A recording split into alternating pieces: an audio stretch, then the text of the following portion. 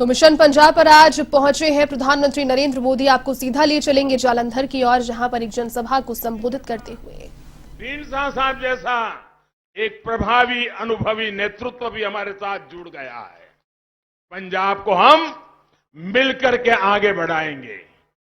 साथियों, जालंधर पंजाब का इतना बड़ा औद्योगिक सेंटर है। देश में करीब 70% स्पोर्ट्स के सामान जालंधर में बनते हैं। यहां के उद्योगों के लिए, एमएसएमईज के लिए कितनी संभावनाएं हैं। हम जब वोकल फॉर लोकल कहते हैं तो जालंधर के हर उत्पादों को एक ताकत देते हैं। लेकिन कभी कांग्रेस के मुंह से वोकल फॉर लोकल सुना क्या आपने? सुना क्या? अब उसमें कोई बीजेपी है क्या? वो आपका सामान, उसका सम्मान बढ़े, आप जो पैदावार करते हैं उसकी ताकत बढ़े, तो उसमें कांग्रेस का जाता क्या है? लेकिन वो भी, उसके लिए भी उनके पेट में दर्द होता है। भाइयों बहनों, कांग्रेस की नीतियों ने यहां की इंडस्ट्रीज को तबाह कर दिया, रोजगार खत्म कर दिया। इस हालात को भाजपा की डबल इंजन सरकार ही बदल सकती है। अभी पंजाब में व्यापार कारोबार को जिस तरह माफियाओं के कब्जे में दे दिया गया है, ये खेल भाजपा सरकार में नहीं चलने दिया जाएगा।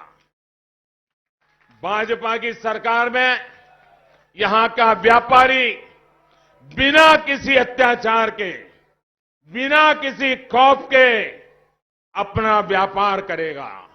इस बात का मैं आप सब पंजाब वासियों को भरोसा देने आया हूं। भाइयों बहनों, देश में आज जहां जहां डबल इंजन की सरकार है, वहां डबल तेजी से विकास हो रहा है।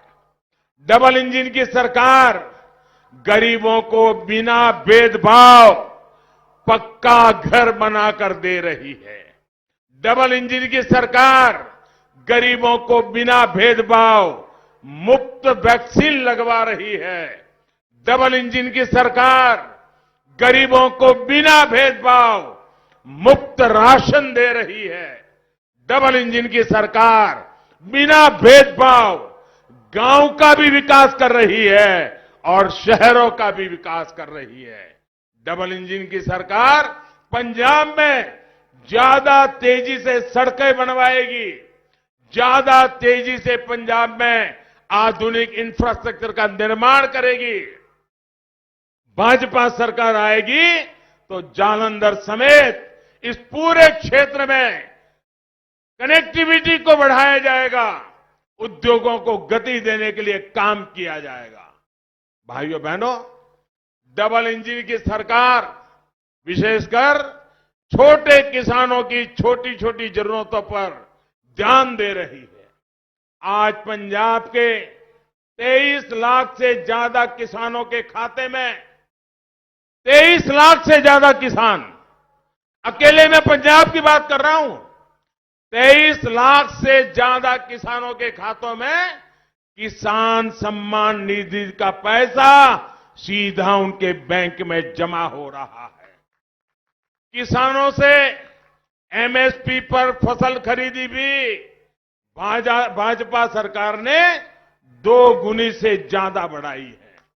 हमने ये भी सुनिश्चित किया कि खरीद का पैसा सीधे किसानों के बैंक खातों में जाए। कोरोना की वजह से वैश्विक बाजार में खाद के दाम बढ़े, लेकिन हमने पूरी ईमानदारी से प्रयास किया कि ये इतना बड़ा बोझ आया है, हिंदुस्तान की तिजोरी पर बहुत भयंकर बोझ आया है, लेकिन ये बोझ हम किसानों के माथे नहीं जाने देंगे। हमने किसानों को वो बोझ ट्रांसफर नहीं किया, सरकार की तिजोरी खाली की, लेकिन किसानों को खाद उसी दाम से देते रहे जो पहले हम देते थे। सारा बोझ हमने सहन किया। साथियों, डबल इंजन की सरकार किसानों की आय बढ़े, खेती पर होने वाला खर्च कम हो, इसके लिए काम करेगी। देश ने ऑर्गेनिक फार्मिंग और नेचुरल फार्मिंग की दिशा में भी बड़ा अभियान शुरू किया है। पंजाब में इसका ज्यादा से ज्यादा विस्तार धरती मां को भी बचाएगा और पंजाब के किसानों का फायदा भी करेगा।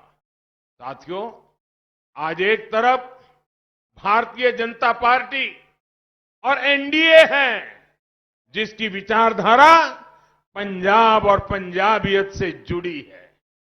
हम गुरु नानक देव जी के 550वें प्रकाश पर्व और गुरु तेग बहादुर जी के 400वें प्रकाश पर्व को पूरे देश में और दुनिया में पूरे सम्मान के साथ मनाते हैं। हमने बाबा साहब आंबेडकर की 125वीं जयंती पूरे विश्व में मनाई थी। हम गुरु गोविंद सिंह जी के वीर साहिबजादों की स्मृति में 26 दिसंबर को वीर बाल दिवस की घोषणा करते हैं। हम बंटवारे की विभीषिका की याद में पंजाब पर वो गांव कितने गहरे हैं, वो पंजाब के लोग जितना जानते हैं, वो दिल्ली में बयानबाजी करने वालों को पता नहीं है। ये विभाजन की विभीषिका कितना घा पंजाब के सीने पर लगा है, उसको भी भुला दिया गया था। हमने तय किया उस विभीषिका की याद में 14 अगस्त को विभाजन विभीषिका स्मृति दिवस की हमने घोषणा की। लेकिन ये लोग पंजाब की विरासत को नजरअंदाज कर रहे हैं। ये लोग पंजाब की धरती पर लूट, कसोट, भ्रष्टाचार और माफियावाद की फसल उगा रहे हैं। साथियों, हम देश की सीमाओं को मजबूत करते हैं, सेनाओं को अधिकार देते हैं, लेकिन उनके नेता सेना के लोगों को गुंडा कहते हैं। हमारे सैनिकों की शहादत पर सवाल उठाते हैं। ऐसे लोगों की नीयत कटघरे में है, उनकी मंशा पर सवाल है। साथियों, पूरा पंजाब गवाह है कि हमने 1984 के सिख दंगों की जांच के लिए एसआईटी बनाई, उसके पीड़ितों की मदद की। लेकिन दंगे के आरोपियों को पार्टी में बड़े पद देकर कांग्रेस ने हमेशा आपके जख्मों पर नमक छिड़कने का काम किया है। कांग्रेस का कंट्रोल जिस परिवार के पास है, वो पंजाब से अपनी पुरानी दुश्मनी निकालता है। जब तक कांग्रेस उस परिवार के कब्जे में है, कभी भी पंजाब का भला कांग्रेस नहीं कर सकती है। साथियों, भाजपा सरकार अपने कामकाज के भरोसे चुनाव लड़ती है। जिनके पास कामकाज का हिसाब नहीं है, कुछ ऐसे लोग भी पंजाब में झूठ का खेल खेलने आ गए हैं। पंजाब में आकर ये पंजाब को नशा मुक्त करने की बात करते हैं, और ये लोग खुद गली मोहल्ले में शराब के ठेके खुलवाने के एक्सपर्ट हैं। पंजाब को इनसे भी सतर्क रहना होगा। ये पंजाब को नशा माफियाओं के हवाले करना चाहते हैं। और आप लोग ये आप भी याद रखिए, ये वही लोग हैं जो सर्जिकल स्ट्राइक पर सेना से सबूत मांग रहे थे, पाकिस्तान के सुर में सुर मिला रहे थे। साथियों, ये कैसे लोग हैं, इनका चरित्र कैसा है, मैं आपको बताता हूं। 2014 का जब चुनाव था, मैं गुजरात में मुख्यमंत्री था और भारतीय जनता पार्टी ने मुझे प्रधानमंत्री पद का उम्मीदवार घोषित किया था। और मैं चुनाव अभियान के लिए पूरे देश में दौड़ रहा था। राज्य के मुख्यमंत्री के नाते वहां का काम भी करता था। एक दिन हुआ ऐसा कि मुझे पठानकोट आना था और पठानकोट से हेलीकॉप्टर लेके मुझे हिमाचल के दौरे पर जाना था। आप हैरान हो जाएंगे, कांग्रेस के नामदार उनके युवराज वो सिंपली एक पार्टी के एमपी थे और कुछ नहीं थे। उस दिन उनका भी अमृतसर के आसपास कहीं कोई कार्यक्रम था। मेरे हवाई जहाज को उड़ने नहीं दिया गया। मुझे पठानकोट पहुंचने में 1-1.5 घंटा देरी हुई। जब पठानकोट पहुंचा तो मेरे हेलीकॉप्टर को नहीं उड़ने दिया। क्यों? क्योंकि उनके युवराज पंजाब के किसी दूसरे कोने में आने वाले थे, इसलिए मुझे हवाई यात्रा करने से रोक दिया गया था। ऐसा सत्ता का दुरुपयोग एक परिवार के लिए कैसा होता था 2014 में। और हेलीकॉप्टर सूर्यास्त होने की तक नहीं चल सकता था, सूर्यास्त होने से पहले उड़ जाना पड़ता था। मेरे हिमाचल के 2 कार्यक्रम उस समय इतनी दौड़ धूप के बीच कैंसिल करने पड़े थे। इस प्रकार से अपने विरोधियों को रोकना, परेशान करना, ये कांग्रेस के कारनामे रहे हुए हैं भाइयों। इस प्रकार की परेशानियां हर विपक्ष को कांग्रेस पिछले 50-60 साल जब भी मौका मिला है यही करती रही है। साथियों, पंजाब की धरती से गुरु नानक देव जी ने हमें सिखाया था, मानस की जात सब एक ही पहचान दो, एक ही पहचान वो। हमारे गुरुओं ने समाज में कोई भेदभाव नहीं किया, धर्म की रक्षा के लिए बलिदान दिए। महाराजा रणजीत सिंह जी ने काशी में विश्वनाथ मंदिर के लिए सोना दिया और उसे सोने से मढ़वाकर उसका गौरव लौटाया। भारतीय जनता पार्टी आज उन्हीं आदर्शों को लेकर काम कर रही है। आज काशी में भव्य विश्वनाथ धाम एक बार फिर देश के प्राचीन गौरव का प्रतीक बनकर हमारे सामने है। भव्य अयोध्या की जिस भावना को हमारे आदि कवि महर्षि वाल्मीकि जी ने हमारे सामने रखा था, वो आज साकार हो रहा है। पंजाब में भी हमने करतारपुर कॉरिडोर का भव्य निर्माण करवाया है। स्वदेश दर्शन योजना के तहत पंजाब के पवित्र स्थानों को जोड़ते हुए हेरिटेज सर्किट का विकास किया जा रहा है। भाइयों और बहनों, जब हम विरासत को आगे बढ़ाते हैं, अपने पवित्र स्थलों पर सुविधाएं बढ़ाते हैं, तो इसका लाभ वहां के लोगों को ही होता है और देश भर से आने वाले यात्रियों को भी होता है। देश भर से जब श्रद्धालु वहां पहुंचते हैं तो किसी की रोजी रोटी बढ़ती है, किसी को रोजगार मिलता है। साथियों, पंजाब की सेवा वही पार्टी कर सकती है जो दल से ऊपर देश के लिए सोचती है, देश के लिए बात करती है। मैं पंजाब के लोगों को यह आश्वासन देना चाहता हूं, हम पंजाब के विकास के लिए कोई कोर कसर नहीं छोड़ेंगे। हम पंजाब के युवाओं के लिए, पंजाब की नशा मुक्ति के लिए कोई कसर नहीं छोड़ेंगे। और मैं पंजाब के लोगों से एक बड़ा गंभीर सवाल पूछना चाहता हूं। मेरी बात को गौर से सुनिए और जो माताएं बहनें यहां मुझे सुनने आई हैं और जो माताएं बहनें घर में टीवी पे मुझे सुन रही हो, तो मेरी बात को गौर से सुनिए। आप कल्पना कीजिए, आपके पास बंगलो है, गाड़ी है, खेत है, खलिहान है, अच्छी खासी कमाई है, सुख चैन की जिंदगी है, कोई कमी भगवान ने रखी नहीं है, कोई कमी गुरु महाराजों ने रहने नहीं दी है, सब कुछ है।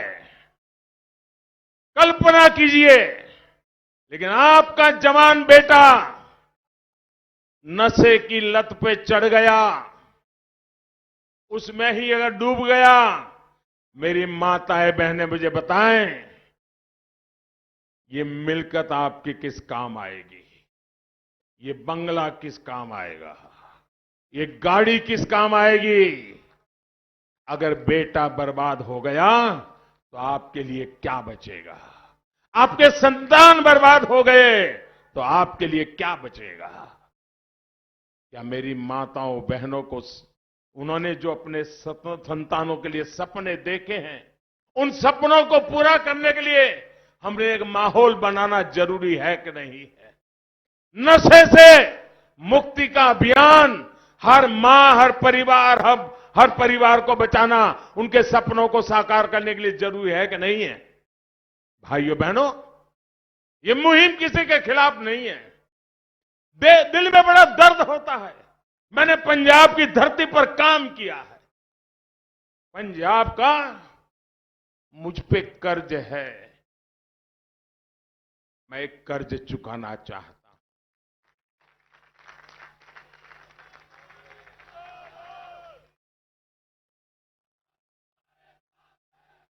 मैं इस युवा पीढ़ी को बचाना चाहता हूं। दोस्तों, मेरी माताओं बहनों, मैं आपके दुख को समझता हूं। मैं आपको, संतानों को एक सुरक्षा का वातावरण देना चाहता हूं। आप मुझे आशीर्वाद दीजिए। पंजाब के उज्जवल भविष्य के लिए आशीर्वाद दीजिए। हमारी नई पीढ़ी के लिए आशीर्वाद दीजिए। ये सत्ता का खेल नहीं है, न ही सत्ता की भूख है। आपने मुझे प्रधानमंत्री बना दिया है। अरे लोग 6-6 महीने प्रधानमंत्री रह करके भी जिंदगी में बहुत संतोष अनुभव करते हैं। मुझे तो आपने 2-2 बार बनाया है। मैं आपके लिए मेरी जिंदगी खपाना चाहता हूं। मैं अपने सुख के लिए नहीं हूं, मैं आपके सपनों के लिए हूं। मैं आपके सपनों को साकार करने के लिए हूं। और इसलिए अगले 5 साल नवा पंजाब का समय होगा। 20 तारीख को इसी संकल्प के साथ एनडीए को जिताने के लिए वोट देना है। आप सबको घर घर जाना है। जाएंगे, घर घर जाएंगे, लोगों को समझाएंगे, इन संकल्पों की बात बताएंगे, नवा पंजाब बनाएंगे, भारी मतदान करवाएंगे। मैं आपका बहुत बहुत आभारी हूं। दोनों मुट्ठी बंद करके मेरे साथ बोलिए, भारत माता की, भारत माता की, भारत माता की। बहुत बहुत धन्यवाद।